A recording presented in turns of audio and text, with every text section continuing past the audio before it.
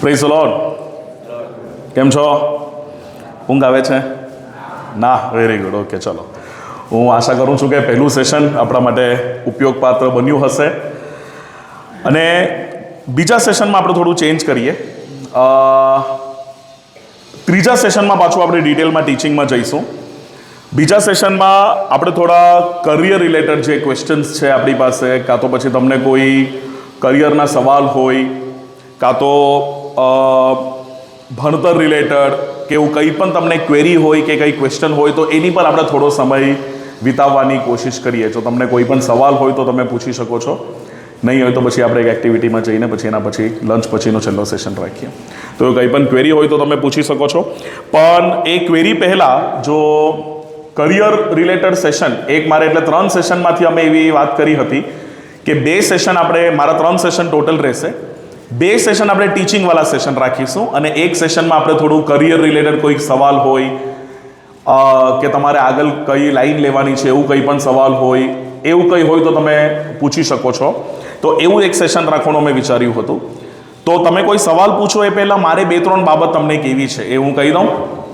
કે કોઈ પણ એક, જો માની લો કે તમે હમણાં સ્કૂલમાં છો કે કોલેજમાં છો કે ભણો છો, આગળ તમારે કોઈ પણ એક લાઈન ચૂઝ કરવી છે, કોઈ કરિયર તમારે પકડવાની હોય, તો એ કરિયર કેવી રીતના પસંદ કરાય એ એક સવાલ છે. ચોક્કસપણે પ્રભુનું માર્ગદર્શન હોવું એ ફર્સ્ટ એન્ડ ફોરમોસ્ટ સૌથી ઇમ્પોર્ટન્ટ એ છે. જેમ આપણે પહેલા સેશનમાં જોયું કે આપણે પ્રભુ પર વિશ્વાસ રાખીએ અને ટ્રસ્ટ ગોડ, એ આપણે પહેલું સેશન જોયું. એની સાથે હું હંમેશા જ્યારે પણ કરિયર ગાઈડન્સ, કરિયર કાઉન્સિલિંગ કરવા માટે દેશના અલગ અલગ જગ્યાઓ પર જાઉં છું, તો સૌ પ્રથમ હું એક બાબત એમ કહું છું કે તમારે જો કરિયર કે તમારે કોઈ પણ એક આગળ ફ્યુચર તમારે પકડવું હોય તો એ કેવી રીતના તમારે ચોઇસ કરવાની. સૌથી પહેલી બાબત, એમાં દેખાદેખી કરવાની નહીં કે મારા મિત્રો આ કરે છે તો પછી મારે પણ આ જ કરવાનું, આ 4 વ્યક્તિએ આ લાઈન ચૂઝ કરી તો હું પણ એ જ કરીશ. ના, એવું નહીં હોવું જોઈએ. હું 3 બાબત જનરલી કહું. સૌથી પહેલી બાબત, સ્કોપ, કે ફ્યુચરમાં શેનું સ્કોપ છે એ સૌથી ફર્સ્ટ એન્ડ ફોરમોસ્ટ તમારે પહેલી બાબત એ જોવાનું. બીજી બાબત તમારે એ જોવાનું કે તમને શેમાં ઇન્ટરેસ્ટ છે, એ પણ બહુ મહત્વનું છે. હવે કોઈ વસ્તુનું સ્કોપ ફ્યુચરમાં, સ્કોપ એટલે કઈ એવી ફિલ્ડ છે કે જેમાં આગળ સારું ફ્યુચર બની શકે છે. જેમ હમણાં આજની વાત આપણે કરીએ તો મેનેજમેન્ટનું જે ફિલ્ડ આવે છે એ, પછી ડેટા સાયન્સ કરીને એક ફિલ્ડ આવે છે એ, એટલે તમારે કોઈ સ્પેસિફિક એવા સવાલ હોય તો તમે ચોક્કસ પૂછજો. એમાં ફ્યુચર છે. હવે આ જે સ્કોપ છે એ 10-10 વર્ષે બદલાયા કરે. 1990માં અલગ સ્કોપ હોય, 2000માં અલગ સ્કોપ હોય, 2010માં અલગ સ્કોપ હોય. એટલે ઘણીવાર આપણે પેલું જૂનું પકડીને નહીં રાખવાનું, ભાઈ 20-25 વર્ષ પહેલાં એનું સ્કોપ હતું તો આજે પણ એનું સ્કોપ છે, એવું નથી. ફ્યુચર બહુ સ્પીડમાં બદલાઈ રહ્યું છે. એટલે સ્કોપ અને બીજું ઇન્ટરેસ્ટ, કે તમને શેમાં ઇન્ટરેસ્ટ છે. કોઈ વસ્તુનું સ્કોપ બહુ સારું હોય પણ તમને એ ફિલ્ડમાં, એ સબ્જેક્ટમાં, એ ભણતરમાં તમને ઇન્ટરેસ્ટ જ નહીં હોય તો તમે એમાં નહીં જઈ શકો. અને ત્રીજી બાબત આવે તમારી કેપેસિટી, ક્ષમતા. ભણવાની ક્ષમતા હોય કે પછી એ કોર્સ માટેની નાણાકીય ક્ષમતા હોય. તો આ 3 બાબતો દર કરિયર ગાઈડન્સ સેશનમાં ભારતભરમાં ઘણા બધા જગ્યા પર હું જાઉં છું કરિયર કાઉન્સિલિંગ કરવા માટે. તો આ 3 જ બાબત હું કહું. ફ્યુચરમાં શેનું સ્કોપ છે એના વિશે થોડું સ્ટડી કરો. તમને શેમાં ઇન્ટરેસ્ટ છે એ પારખો. તમારી ક્ષમતા શેમાં છે એ જાણો. આ 3 બાબત જ્યાં ટીક માર્ક લાગે એ કરિયર તમારે ચૂઝ કરવાનું. સ્કોપ છે, ઇન્ટરેસ્ટ છે, પણ તમારી કેપેસિટી નથી, ક્ષમતા નથી, તો એ બહુ સરસ કોર્સ તમે શરૂ કરો પણ કમ્પ્લીટ નહીં કરી શકો. સ્કોપ છે, કેપેસિટી છે, પણ તમને એમાં ઇન્ટરેસ્ટ નથી, તો એ ડિગ્રી હાસિલ કર્યા પછી પણ મજા નહીં આવશે. ઇન્ટરેસ્ટ છે, કેપેસિટી છે, તમે કમ્પ્લીટ કર્યું પણ એનું ફ્યુચરમાં સ્કોપ જ નથી, તો એ ભણતરને રોજગારમાં કન્વર્ટ નહીં કરાય. એટલે યુથનું જ્યારે સેશન હોય ત્યારે હું એક સેશન હંમેશા કોશિશ કરું કે ભણતર રિલેટેડ કે કરિયર રિલેટેડનો એક સેશન હું રાખું છું. એટલે ઇનકેસ તમને કોઈને પણ થોડો સમય આપણે આપીએ, ઇનકેસ તમને કોઈ પણ એવો સવાલ હોય, કોઈ કરિયર રિલેટેડ, કોઈ ડિગ્રી રિલેટેડ, કોઈ કોર્સ રિલેટેડ, કે તમને કોઈ મનમાં કન્ફ્યુઝન હોય કે આ ડિગ્રી કરાય કે નહીં કરાય, આ ફ્યુચરમાં જવાય કે નહીં જવાય, એવું કોઈ હોય તો તમે ચોક્કસ અમને પૂછી શકો છો.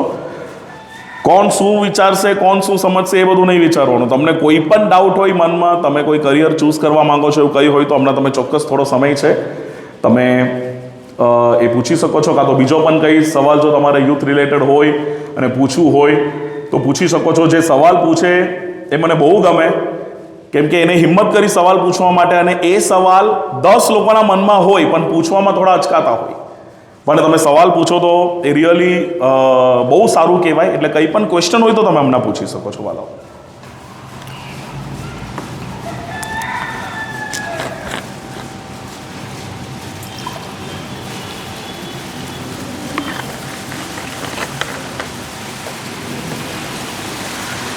મને લાગે છે બધા ફૂલ્લી ક્લિયર છે ડાઉટ કરિયર રહ્યું.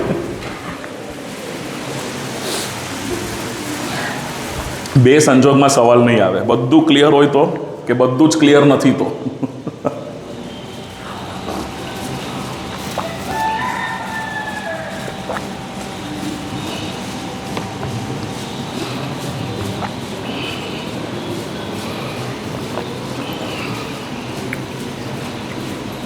કાં તો બહાર જઈને ભણતર એક કેવું, બહાર જવું જોઈએ કે નહીં જવું જોઈએ, જવું હોય તો ક્યારે જવું જોઈએ, એવો પણ કોઈ સવાલ હોય તમારા મનમાં?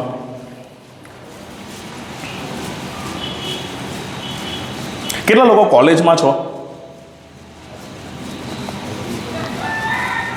ઓકે. સ્કૂલ? હા, સ્કૂલ વધારે છે. ઓકે. તો હમણાં પરીક્ષા પણ આવતી હશે ને? હા સર. 12મા પછી એવો કયો કોર્સ થયા જેથી જલ્દી નોકરી મળે? અમુક કોર્સ બહુ લાંબા હોય, 5 વર્ષ ભણવું પડે, એવો કોઈ કોર્સ કરવો હોય જલ્દી નોકરી મળી જાય એવું કંઈ? ઓકે, જો એવી જાદુઈ છડી તો રેડીમેડ કોઈ જ નથી. સારો સવાલ છે. 12મા પછી આપણે કયો કોર્સ કરાય ને, એ સૌથી પહેલાં નક્કી કરવાનું 10મા પછી તમે કઈ ફિલ્ડ લીધી છે તે. 10 પછી 2 ફિલ્ડ આવે, સાયન્સ કાં તો કોમર્સ. એક આર્ટ્સનું પણ ફિલ્ડ આવે છે, એટલે સાયન્સ, કોમર્સ, આર્ટ્સ આ 3 ફિલ્ડ આવે 10મા પછી. 10મા પછી જો તમે કોમર્સ લો છો તો અકાઉન્ટન્સી છે, પછી બિઝનેસ છે, બિઝનેસને લાગતા વળગતા બધા સબ્જેક્ટ આવશે. જો તમે સાયન્સ લો છો તો પાછું એમાં 2 ઓપ્શન આવે, તમારે ફિઝિક્સ, કેમિસ્ટ્રી, મેથેમેટિક્સ લેવું છે, ગણિત, કાં ફિઝિક્સ, કેમિસ્ટ્રી અને બાયોલોજી લેવું છે. ડોક્ટરના લાઈનમાં જવું હોય તો ફિઝિક્સ, કેમિસ્ટ્રી, બાયો લેવું પડે.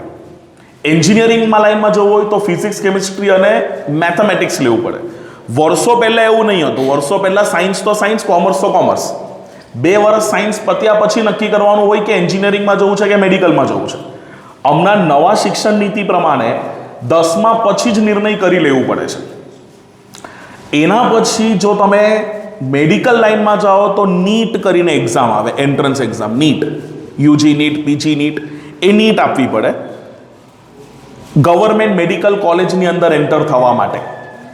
720 માર્કની નીટ આવે, પણ બહુ અઘરી પરીક્ષા કહેવાય. 640ની ઉપર ટચ થાય તો જ ગવર્મેન્ટ મેડિકલ કોલેજ ઓપન થાય. આશરે ગવર્મેન્ટ મેડિકલ કોલેજમાં 6000 સીટો જેટલી જ હોય છે, પણ જે સ્ટુડન્ટ્સ એક્ઝામ લખે છે એ લાખોમાં હોય છે. અને એન્જિનિયરિંગમાં JEE કરીને આવે, JEE. એ પરીક્ષા તમે આપો તો ઇન્ડિયામાં જે IIT વાળા ઇન્સ્ટિટ્યૂટ છે એ ઓપન થાય. પણ મારું કહેવું એવું કે એ ફિલ્ડ વધારે પડતો બહુ અઘરું ફિલ્ડ છે, કેમ કે એની અંદર જેટલા સ્ટુડન્ટ્સ છે ભારતમાં એટલી કોલેજીસ નથી. એટલે પેલું બોટલ નેક ટ્રાફિક થઈ જાય, આમ આવી જાય આખું. એટલે આટલા બધા સ્ટુડન્ટ્સ હોય પણ સીટ ખાલી પછી આટલી જ હોય.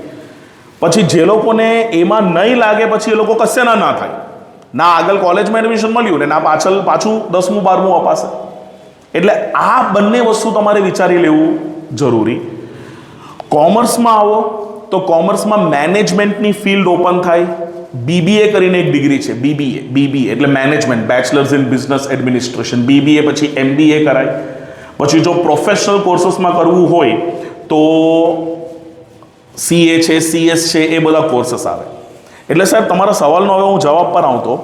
સૌથી પહેલાં તમારે એ શોધવાનું કે તમારું ઇન્ટરેસ્ટ શેમાં છે. જો 8, 9, 10માં ગણિત ને વિજ્ઞાનની અંદર મેથ્સ સાયન્સમાં ઇન્ટરેસ્ટ પણ બહુ સરસ છે, અને ખાલી ઇન્ટરેસ્ટ નહીં, માર્ક્સ પણ આવવા જોઈએ. ખાલી ઇન્ટરેસ્ટથી કંઈ નહીં થાય આપણને. કે ઇન્ટરેસ્ટ તો આપણને બધામાં જ હોય, નાનપણમાં આપણે બધાને પાયલટ પણ બનવું હતું, પણ ઇન્ટરેસ્ટ હોય ને એ ઇન્ટરેસ્ટને તમે માર્ક્સમાં કન્વર્ટ પણ કરી શકો છો, તો સાયન્સવાળી ફિલ્ડ ઓપ્ટ કરજો. દેખાદેખીમાં નહીં કરતા. કોઈ એમ કહે કે આ સૌથી બેસ્ટ ફિલ્ડ, એના પછી આ આવે, એના પછી આવે, એવું કંઈ જ નથી. બેસ્ટ કયું છે એ નહીં જોવાનું, તમારા માટે સુટેબલ કયું છે એ જોવાનું. આપણે કપડાની દુકાનમાં જઈએ ને બહુ સુંદર એક જોડી સૂટ ત્યાં છે, એ કદાચ બેસ્ટ હશે, પણ જો મારા માપનું જ નહીં નીકળ્યું તો. એટલે એ ખાસ જોવાનું કે બેસ્ટ સૂટ કયું છે એ નહીં, મારા માપમાં સૌથી પરફેક્ટ કયું બેસે છે એ જોવાનું. ડિગ્રી પણ એવી જ હોય. એટલે સાયન્સ, ગણિત, વિજ્ઞાનમાં સમજ પણ ફૂલ છે, તમને ઇન્ટરેસ્ટ પણ છે, માર્ક્સ પણ આવે છે, તો આગળ તમે સાયન્સનું કરિયર ચૂઝ કરી શકો છો. કેમ કે એ બહુ મોટું ઇન્વેસ્ટમેન્ટ કહેવાય એ ફિલ્ડમાં જવા માટે. નહીં તો પછી તમે કોમર્સ માટે તમે ઓપ્ટ કરી શકો છો. થિયરીઝમાં વધારે ઇન્ટરેસ્ટ હોય તમારે, પ્રેક્ટિકલમાં નહીં, નંબર્સ નથી ગમતા તમને, આંકડાઓ નહીં ગમે, તો પછી આર્ટ્સ એક ઓપ્શન આવે, પણ એમાં લર્નિંગ બહુ વધારે હોય. એટલે કન્ક્લુઝન, જો 10મા પછી તમારે માની લો કે તમારે કરિયર બનાવવું છે, તમારે ચોઇસ કરવું છે, તો નંબર્સ, ગણિત, વિજ્ઞાન એમાં તમારું ઇન્ટરેસ્ટ બહુ વધારે છે, કેમિસ્ટ્રી, ફિઝિક્સ, બાયોલોજી, મેથેમેટિક્સ, તો સાયન્સ. નંબર્સ જ નહીં, તમને થિયરીમાં વધારે ઇન્ટરેસ્ટ છે, મોટા મોટા આન્સર લર્ન કરવામાં એ તમને વધારે સમજ પડે છે, તો આર્ટ્સ. બંનેનું વચ્ચેનું કોમ્બિનેશન આવે એ કોમર્સની અંદર. ફ્યુચરમાં ત્રણેય જ કોર્સમાં આગળ ડિગ્રી અવેલેબલ છે, પણ હાલ ફિલહાલ જોવા જઈએ તો આજના જમાનામાં કોમર્સની ડિગ્રીઓ જે છે ને સર, એ ફ્રેન્કલી હું કોમર્સનો છું એના માટે નથી કહેતો, હું જનરલી તમને ઓપિનિયન આપું છું. ઓપ્શન સૌથી વધારે કોમર્સમાં છે, સૌથી વધારે ઓપ્શન.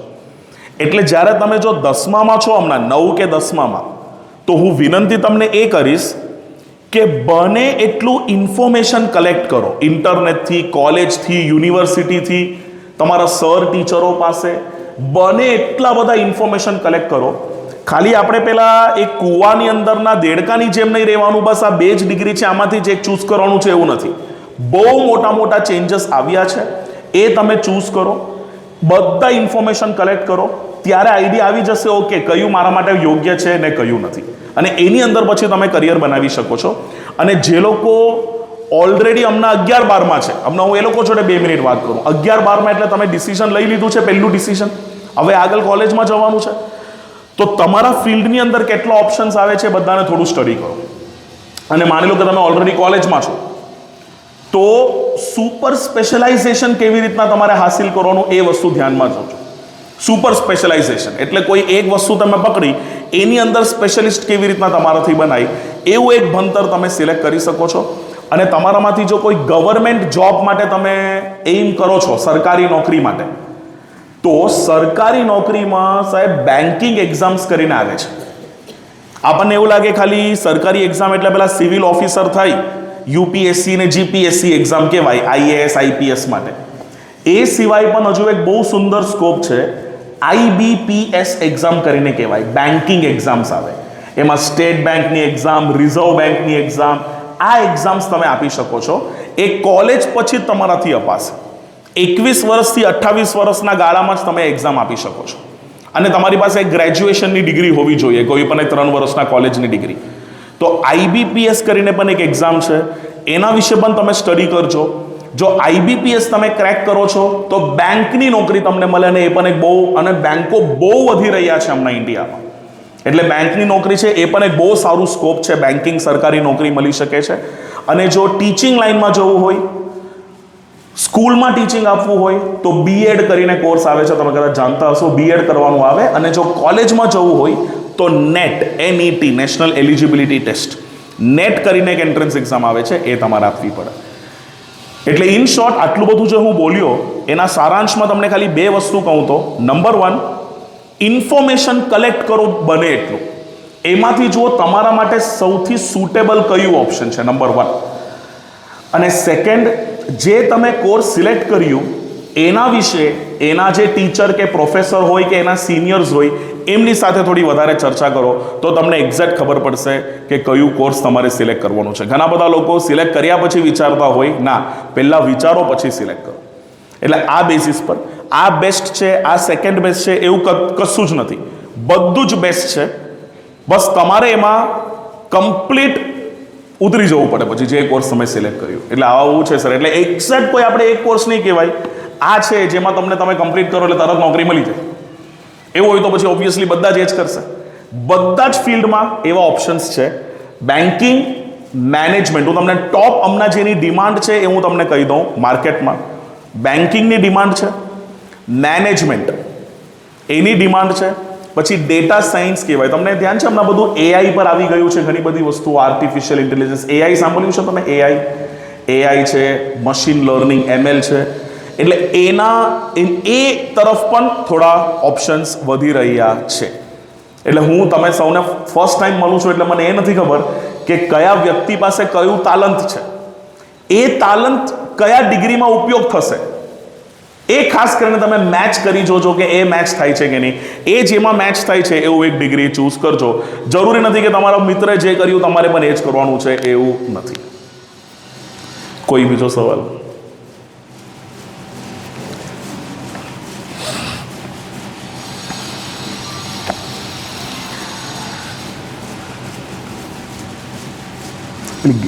ગેમ રમાડી. ચલો એક કામ કરીએ, આપણે છે ને જમ્યા પછીના બીજા સેશનમાં આપણે ટીચિંગવાળા એક્ટિવિટીમાં જઈએ. એ પહેલાં આપણે આ સેશનમાં એક નાનું કોમ્પિટિશન રાખીએ, એક નાનું ગેમ રાખીએ. તૈયાર છો બધા? યસ કે નહીં? મોટેથી બોલો. યસ બોલો. આઈ એમ રેડી. હવે આમાં છે ને ટીમ પાડવી પડશે. ગેમ શું છે હું તમને પછી કહીશ. ગ્રુપ ગેમ છે, ટીમ ગેમ છે. પણ હું હમણાં તમને નહીં કહીશ કે તમે ટીમ બનાવી દો, કેમ કે તમે ઓલરેડી બધા ટીમમાં જ આવેલા છો. અને હમણાં બ્રેકમાં પણ અમે જોયું કે તમે ઓલરેડી ટીમ પાડીને જ બહાર જાઓ પણ છો અને ટીમમાં જ ઊભા પણ છો. એટલે એ જોઈને મને ખુશી પણ થાય છે કે લોકોમાં એકતા છે, પણ ડર પણ લાગે છે કે એકતા શેના પ્રત્યે છે.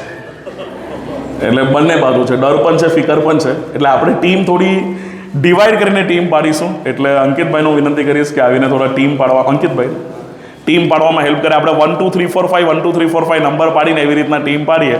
તમે પહેલેથી ગણશો નહીં કે મારું નંબર ક્યાં આવશે કરીને. પછી બધા 1 એક સાથે બેસી જશું, 2 એક સાથે બેસી જશું. 5 6 ટીમ પાડી દઈએ, 6 નંબર બોલાવી દઈએ. તો આ આપણે બંધ કરી દઈએ. આના માટે રેકોર્ડિંગ નથી જોઈતું.